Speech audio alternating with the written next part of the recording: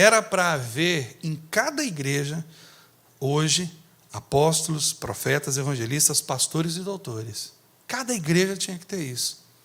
Cada igreja tinha que ter apóstolos, profetas, evangelistas, pastores e doutores. Isso nos grupos, no GECEM, isso aqui na reunião geral, em todos os lugares devia ter esses dons. A igreja seria muito diferente, você não acha? Você não acha que a igreja seria muito diferente? Eu penso que a gente empobrece, de certa forma, quando não reconhece esses dons na igreja, porque eles não deixaram de fluir no meio da igreja. Eles não deixaram, não. Deus não deixou de conceder. O Espírito Santo, o Espírito de Cristo, não deixou de conceder. O próprio Cristo não deixou de conceder uns para apóstolos, profetas, pastores. É que o povo não aceita, não crê nisso. Aí a coisa não flui. Por que não flui?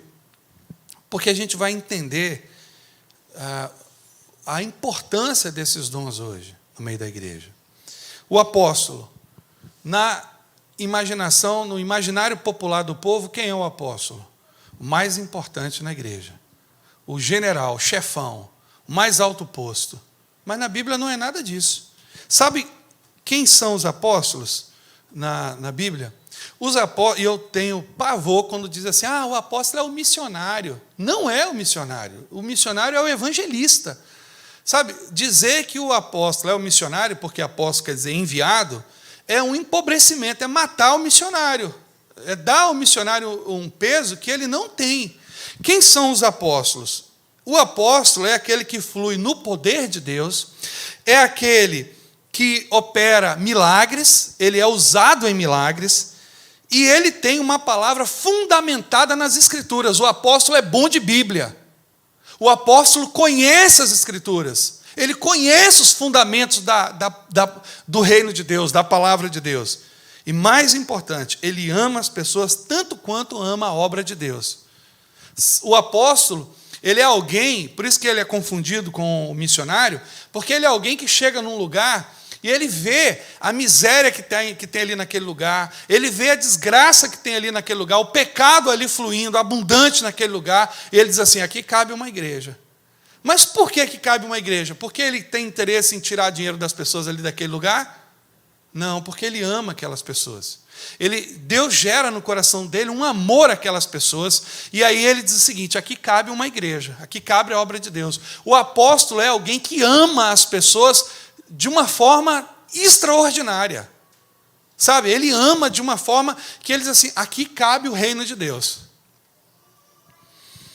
Então é alguém que flui no poder de Deus, em milagres, e ele tem um fundamento, ele tem uma experiência com a palavra de Deus, é alguém que não é levado por vento de doutrina, que não que não fica ouvindo besteira, que não fica crendo em qualquer coisa. Não, o apóstolo é alguém, aliás, a principal característica do apóstolo é a relação dele com a palavra de Deus. Sabe, ele tem amizade com a palavra de Deus. Ele não consegue se desviar da palavra de Deus. Aí eu te pergunto, dá para associar o apóstolo aqui com esses que nós estamos vendo aí hoje na televisão? Eles são apóstolos, esses que estão aí na televisão? Falando de dinheiro o tempo todo, ensinando besteira, heresia, amaldiçoando as pessoas, condenando as pessoas. Dá para associar isso aqui a esses apóstolos? Não dá. Mercenários. Efésios fala aqui de cinco dons. E tem uma coisa que não é dom, é uma degradação, é um desvirtuamento, que é o mercenário. O mercenário também atua de uma forma forte no meio da igreja. E Jesus vai dizer lá o seguinte, olha, preste atenção, quando o mercenário vê vir um lobo, ele cai fora, porque ele não é o pastor. E nós vamos chegar lá no pastor e você vai entender quem é o pastor. Então, o apóstolo é alguém que tem uma ação poderosa no meio dos perdidos. O apóstolo é alguém que tem a capacidade de ver uma prostituta, um homossexual, um ladrão, um traficante, ele vai lá no meio daquele povo lá, ele abraça, ele beija, ele abençoa, ele acolhe, ele não trata as pessoas com discriminação. Eu não estou aqui relacionando, sabe, eu só estou citando, eu não estou aqui comparando uma coisa com outra, né, dizendo que são iguais. Não, eu estou dizendo o seguinte, que o apóstolo ele vai lá no mundão, ele vai lá no mais profundo do pecado, e ele tem a capacidade de olhar aquelas pessoas com o olhar de Deus. Ele não olha, nossa, que povo, né, pecador, miserável, esse povo vai para o inferno, condenado. Não, ele tem, é o contrário, ele diz, não, vocês vão para o céu. Se depender de mim, vocês vão para o céu. O apóstolo é assim. O apóstolo, esse é o apóstolo. Veja as referências que nós temos de apostolado. Né? A primeira delas é o Senhor Jesus. Por que ele senta com a mulher samaritana? Por que ele senta com Maria, a que tinha vários demônios? Você é endemoniada, sai de perto de mim. Foi isso que ele fez? Não. Ele chamou aquela mulher para perto, acolheu a mulher samaritana. Você é uma pecadora, você tem vários maridos, sua vida é uma... Não, nada disso. Nada disso. Então, o apóstolo é alguém que tem uma relação de amor incrível ao perdido. O apóstolo diz assim, aqui cabe uma igreja para mudar a vida de vocês. E o profeta? O profeta é interessante porque nós temos uma mentalidade hoje no Novo Testamento ainda do profeta do Velho Testamento, do Antigo Testamento. A gente acha que o profeta do Velho Testamento é aquele sujeito que entra em transe e Deus fala com ele, que essa é uma mentalidade errada também do Velho Testamento. Quem é o profeta no Velho Testamento? O profeta do Velho Testamento geralmente era alguém muito estudado. Vocês sabiam disso ou não? Porque a gente acha que o profeta do Velho Testamento era aquele sujeito que quando Deus falava, ele já entrava, né, na terceira, na 10ª dimensão, e o cara já via anjo, já via tudo. Geralmente o profeta no Antigo Testamento era alguém muito estudado, ele conhecia, ele tinha um conhecimento do seu tempo. Então, ele fazia o seguinte, ele conhecia muito bem as coisas do seu tempo, ele recebia a palavra de Deus, Deus falava com ele, e ele trazia uma palavra para o futuro. Veja Daniel, veja Ezequiel, veja Jeremias, veja os profetas. Samuel é um dos homens mais capacitados do Antigo Testamento, profeta, sacerdote e juiz, o único que acumulou isso no Antigo Testamento. Moisés, a Bíblia diz, a gente acha o seguinte, Moisés era gago, tadinho, não sabia. Quando no Novo Testamento diz o seguinte, tem um versículo lá no Novo Testamento que diz que Moisés era instruído em toda a sabedoria do Egito. Você pode imaginar isso? Moisés, desde pequenininho, ele foi instruído para ser um faraó. Por isso que o Novo Testamento diz que ele rejeitou ser chamado filho da filha de Faraó. Está querendo dizer o seguinte, ele é o herdeiro. Ele rejeitou isso, ele rejeitou essa glória desse mundo para ter uma glória muito maior. Então, quem é Moisés? Moisés é um dos homens mais instruídos do Antigo Testamento, mas ele era gago, ele era pesado de língua. Ele tinha dificuldade de falar. Ele ficou pensando o seguinte, eu vou chegar diante de Faraó, ele vai rir de mim. Aí Deus, então leva Arão, que ele vai falar por você. Mas eu quero você lá, você é o homem. Porque Moisés tinha um conhecimento de Deus. Os profetas do Antigo Testamento eram alguém que tinha uma visão, uma compreensão muito boa do seu tempo. Sabe? E no Novo Testamento, quem é o profeta? Então, você desmitificou agora um entendimento errado do profeta. Sabe, a gente acha que o profeta era meio que um macumbeiro de Deus no Antigo Testamento, né? Um bom cumbeiro, né? Alguém que ficava só em transe, e aí de repente recebia a palavra, ele já ficava sheika, balaia. Não é nada disso. Isso é uma invenção, uma crendice popular, uma maluquice, que não tem nada a ver com as coisas de Deus. Isso é meninice, não tem nada a ver.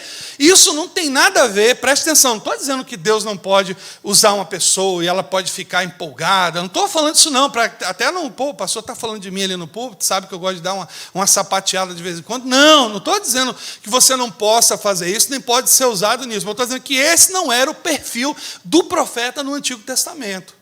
Só estou dizendo isso.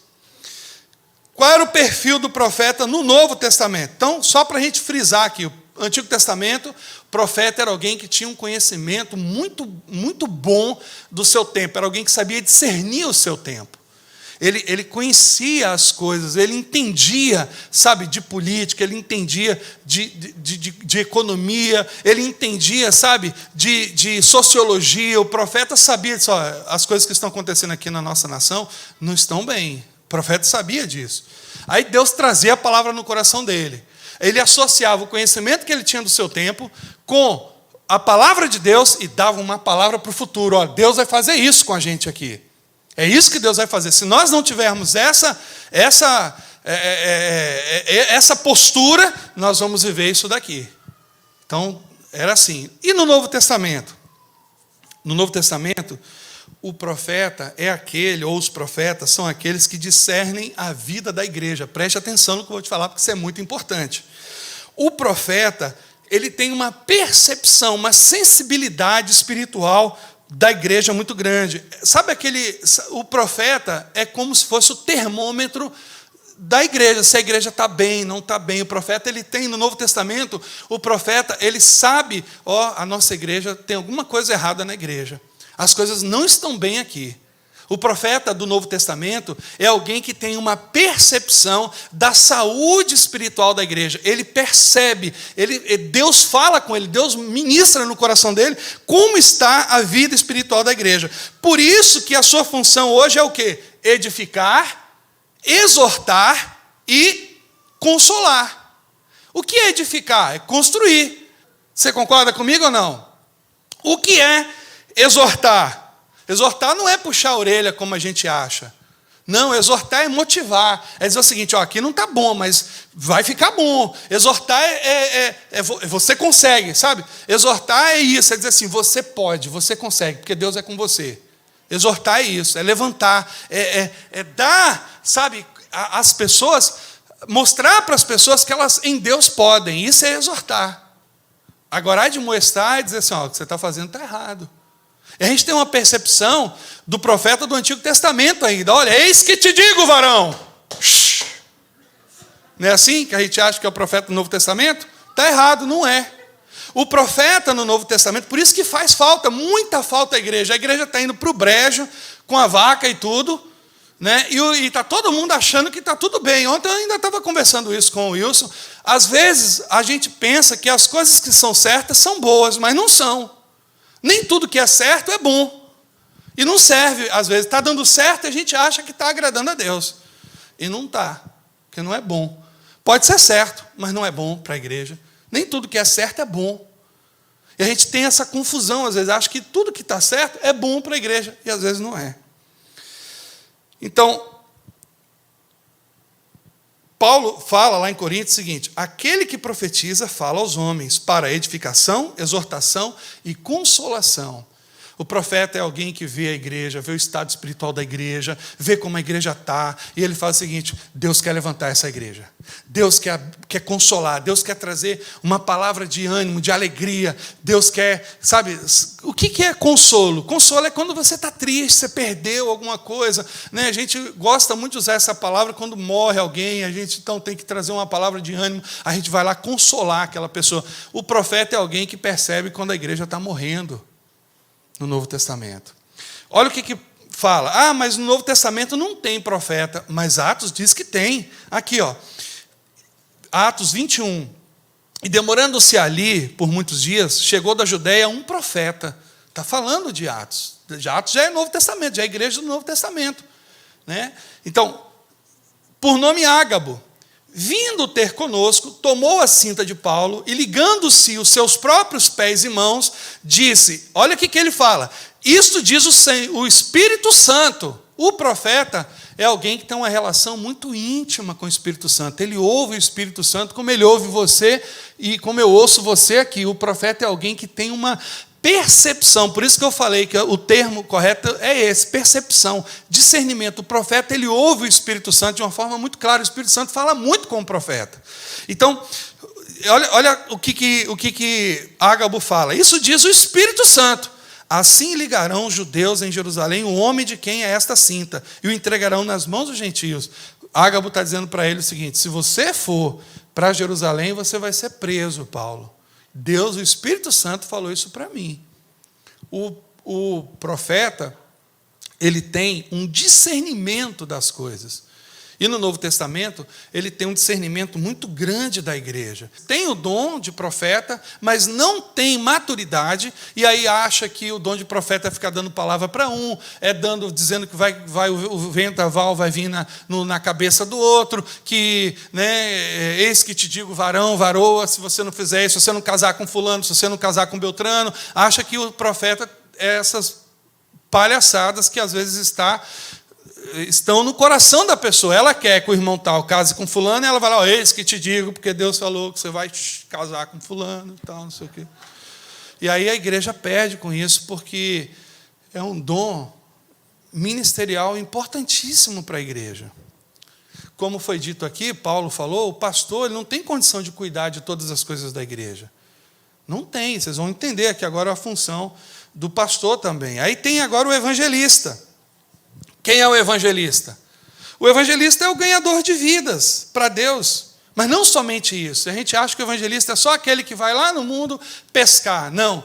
O evangelista tem uma função importante dentro da igreja. Que função é essa? Inflamar o coração das pessoas na igreja de amor, com o amor de Deus pelo perdido. Por que a igreja está essa bagunça que está hoje? Por que a igreja está esse ambiente onde as pessoas se sentem melhores, se sentem mais importantes, elas são dignas, elas são as boas, o mundo é um mundo miserável, perdido, acabado, é um mundo do diabo, e elas não, elas são de Deus, porque falta o evangelista na igreja. Porque o evangelista é alguém que vai dizer o seguinte: olha, nós precisamos amar essas pessoas. O evangelista ele tem amor ao perdido. Assim como o apóstolo ele tem uma visão mais macro, né, de uma cidade, de um bairro, de uma situação. O evangelista não, ele tem uma relação mais pessoal. O evangelista é capaz de gastar 1 hora, 1 dia, 1 semana cuidando de uma pessoa, evangelizando, visitando a casa dela. Ele é essa pessoa. E o que ele faz? Ele inflama a igreja com o amor de Deus pelo perdido. Por isso que a gente vê igrejas que são quase que contrárias ao perdido, porque não tem evangelistas na igreja. Então, o evangelista ele é aquele que ganha vidas para Deus, mas não somente isso. Ele é o responsável, preste atenção, por inflamar a igreja com o amor de Deus pelo perdido. Esse é o papel do evangelista. O evangelista é aquele que prega assim, e você sai daqui querendo ganhar vidas para Jesus. Você sai daqui e diz: meu Deus, eu preciso fazer alguma coisa para Deus, porque Ele inflama o seu coração com o amor de Deus. E você, ao invés de achar que o perdido é um merecedor do inferno, você sai daqui pensando o seguinte: eu vou ganhar aquele sujeito para Jesus, porque Deus ama ele e eu amo também. Esse é o evangelista. Ele tem esse papel. E o pastor? Os pastores são responsáveis pela proteção do rebanho. Esse é o papel dos pastores. Isso envolve o cuidado diário com as pessoas. O pastor é aquele que pega a palavra de Deus. Esse é o meu dom ministerial, principal, é o meu. O pastor, ele não consegue ver uma pessoa passando dificuldade, ele é capaz de tirar, sabe, de onde não. Ele não está preocupado com o aluguel da igreja, ele não está preocupado. Vilmar é que se preocupa lá, eu não estou preocupado com essas coisas. Eu estou preocupado se você tem comida na mesa, se você tem a palavra de Deus no seu coração. Eu estou preocupado com isso. A preocupação do pastor é com você, saber se você está bem. O pastor, ele se preocupa, e ele sente isso também. Ele sente isso, ele tem essa sensação. Quando uma pessoa na igreja não está bem, ele também não está. Por isso que eu estou com isso aqui, ó.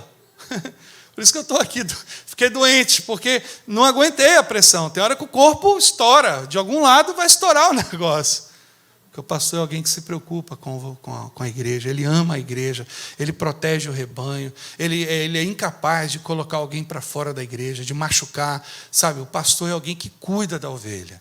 Ele ama as ovelhas. E ele não gosta também de ver as suas ovelhas sendo maltratadas, não. Ele não gosta de ver confusão no meio da igreja, briga. Isso quer matar o pastor é os irmãos, as ovelhas brigando. Ele não gosta disso. Porque é como um pai, o pastor é um paizão. Ele olha aqui, esse aqui, complicado. Mas ele ama, porque é o filho. Esse aqui é uma bênção, não dá trabalho. Ele ama também, porque é o filho. O pastor é alguém que protege o rebanho. Ele tem a capacidade de alimentar o rebanho, das pessoas, sabe, criar um ambiente um ambiente seguro, de segurança para a igreja. Esse é o papel do pastor, né? E os doutores?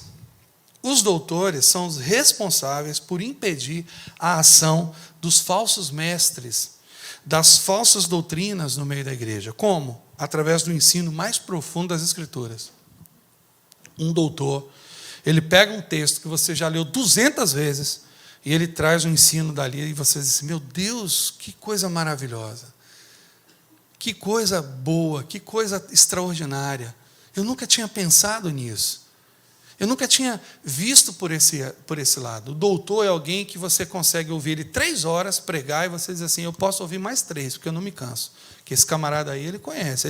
É um dom, não é dele. É um dom. Aí o que acontece? Acontece ciúmes no meio da igreja. Os pastores brigam com os apóstolos, porque acham que o apóstolo, por ele ter uma paixão pelas pessoas, aí o pastor já fica enciumado, aí o apóstolo já fica chateado com o evangelista, porque o evangelista, ele também ama as pessoas, e o evangelista, ele diferente do apóstolo, ele tem capacidade de passar 3 horas ali conversando com aquela pessoa. O Andrés falou um negócio desse para a gente, né? Diz que o Andrés, aquele missionário da bicicleta, Jorge conheceu, alguns irmãos aqui conheceram, ele pregou aqui, aí ele contando para a gente, ele falou aqui para um grupo de evangelismo na época, que eles estavam evangelizando lá no Rio de Janeiro, né, pastor assim. Aí eles saíam para evangelizar, aí ele parava, encontrava uma pessoa na rua, aí ele começava a evangelizar a pessoa. Aí o povo que estava com ele disse, vamos embora, já deu, vamos embora. Aí ele, meu Deus, a gente saiu para evangelizar, vamos embora para onde? Ele falou, vamos embora para onde, meu Deus? Se o perdido está aqui, a pessoa está aqui, que precisa estar aqui, vamos embora para onde? Vocês estão indo embora para onde, gente? Mas a situação foi engraçada. Outra vez ele estava, acho que aqui em Valença, parece, a mulher entregou aqueles folhetinhos. Veloso até se converteu com um deles, né? A história de Veloso é essa, recebeu um folheto, leu e se converteu. Mas ele entregou um folhetinho, a mulher entregou um folhetinho e foi embora, virou as costas. Ele disse, vem cá, você aceita uma sugestão? Ele é um evangelista, né? O que é isso aqui? Aí ela olhou assim para ele, aí ele falou assim, senta aqui do meu lado. Você sabe o que está escrito aqui? Aí ela ficou assim, acho que nem leu o que estava escrito lá, coitada. Aí ela, deixa eu te ensinar aqui uma coisa. Olha, quando você entregar um folheto a alguém, pergunte o nome dela. Ouça ela. Aí você vai falar de Jesus para aquilo que ela está precisando. Aí a pessoa, poxa, obrigada, muito obrigada, eu não imaginei que era assim. Porque a igreja não tem ensino, não tem nada, a pessoa entrega um folheto, vira as costas e vai embora. Isso não é evangelista. Mas o cara é um evangelista, nato. Então, estava falando dos doutores, mas pulei de novo para o evangelista, mas o que eu quero dizer é o seguinte, que o que existe, na verdade, às vezes, é uma ação do inimigo no meio da igreja e os dons não fluem por causa dos ciúmes, por causa de tantas outras coisas.